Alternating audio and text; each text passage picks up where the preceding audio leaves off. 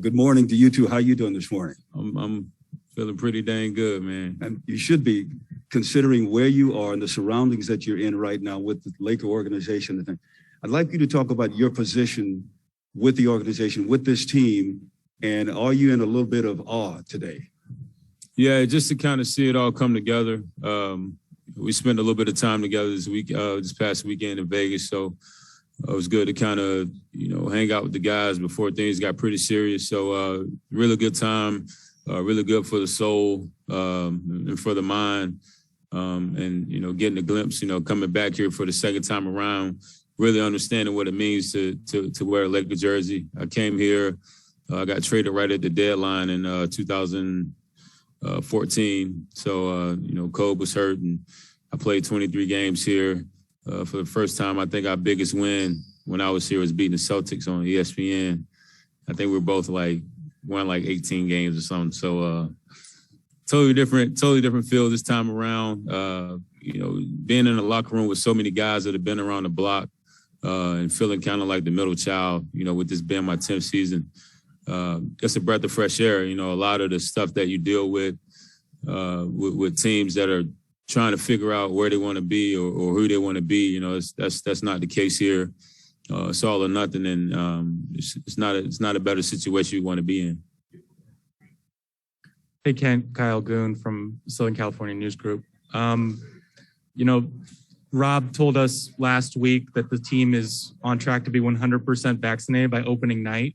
I know in the spring you were one of the players who expressed maybe some skepticism. LeBron said he was skeptical, did some research, decided to get vaccinated. I was wondering if something similar happened to you or what changed your mind. Yeah. Early on, I'm a big health advocate. I do everything I can to take care of my body. Nutrition, hydration, recovery, weight training, everything. I take upon myself to stay healthy. And when the vaccine first came out, I felt like it was, kind of forced on me. And I'm not a person that responds well to that. It just kind of put the shell around me. I kind of fought it off a little bit. My body didn't really, I'm a big energy person. I didn't really feel the right energy towards it. But, I had a good call with Rob Pelinka, and, he laid it down to me in the most, the most fairly honest way that I ever heard. To pass up an opportunity like this, to be on a roster with so many greats, especially during my era, it'd be a hard opportunity to pass up. And then at the end of the day, what helps me sleep about, I have my first dose, get my second dose here in a couple of weeks. But what helps me sleep at night is that, I made the decision, for myself, and I just didn't get it because, I was told to. So at the end of the day, man, I've made a ton of sacrifices playing this game of basketball, and that's what this game's all about. So, once I got it, I just kind of, it's good that I can kind of put it behind me now and really focus on basketball. Hey, Ken, you shot a career high 41% on threes last season. How much work has gone into developing and improving your shot? And what do you think about the quality of looks you're going to be getting around LeBron, Russ, and AD?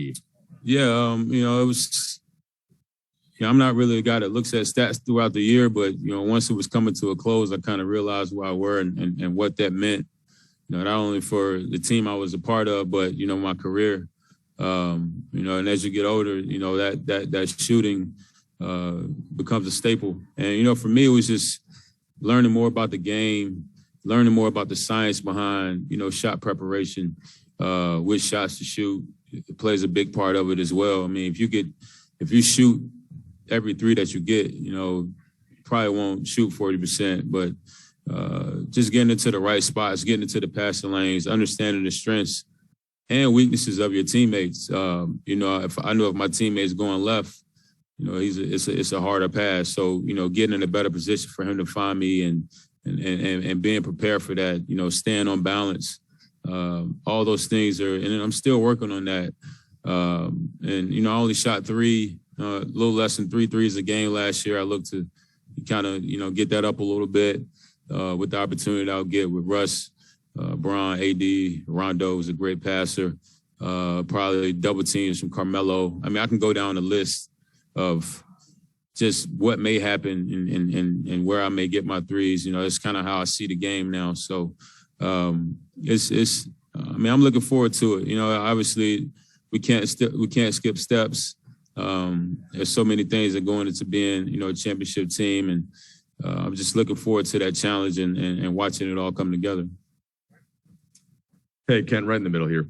This team lost some perimeter defensive talent from the last couple of years, and you've guarded all types of players throughout your 10 years. Just wondering what you think is the most important aspect on that end from what your skill set is and how you fit on that end with this squad.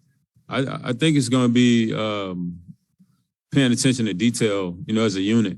Obviously, you can have a lockdown defender, one lockdown defender, but if there's no rim protection, if there aren't, you know, four other guys on a string, you know, shrinking the floor, in passing lanes, then none of that really matters.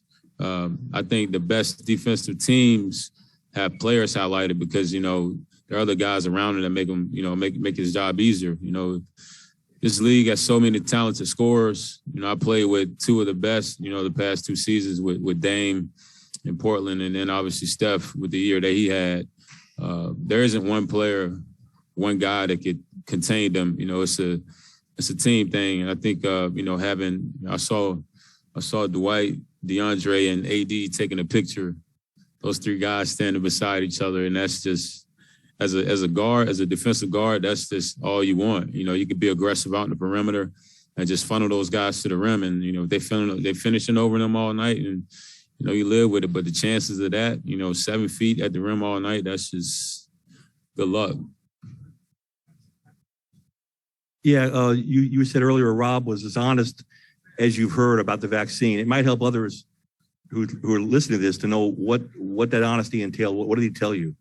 Well, I mean, at the end of the day, man, you want to live your life, right? You don't want to have this, you know, whatever it is looming over your shoulder, you know, and having you view the world differently. I mean, whatever you can do. And it wasn't really pertaining to the vaccine per se. It was just kind of a life philosophy. You know, whatever you can do, you know, life is going to be stressful anyway, you know, regardless of what walk of life you come from. It's going to be trials and tribulations, but whatever you can do to just, you know, get rid of some of the distractions and just live your life, you know, continue to do the things you do. Like, I'm going to continue to take care of my body. I'm going to continue to put the right things in my body. I'm going to continue to do all those things, but I got, you know, one big monkey off of my back, you know, especially pertaining to my job and what it would cost not being able to play in a gym inside of the whole state of California or New York. You know, I could sleep well at night knowing that I don't have to deal with that. So for me, that's just what it is. You know, I want to live to see 130. So if I don't get this vaccine, I got that kind of stress on me, then there's no way. Was it a condition of you coming here that you get the vaccine? No. And I will say the front office and, you know, the organization did an amazing job of, first off, you know, hearing me out and why I didn't want to do it in the first place. They were really diligent in the whole process of, you know, staying patient with me. And I think the most important thing was that phone call, you know, because first they were talking through my agent, but once we got on the phone together and kind of shared our pieces, I thought about it for, you know, a couple of days over the weekend, and, you know, I made a decision to go through with it because, you know, at the end of the day, I mean, one thing you don't want to have is regret. And, you know, if I go to another team or miss this season because I didn't do it, and I got to watch these guys, you know, party with the Larry O'Brien trophy, and I'm going to be, you know, pretty hurt. So, like I said earlier, this is a situation that you can't pass up. And, you know, I'm glad I'm putting it behind me. Yep.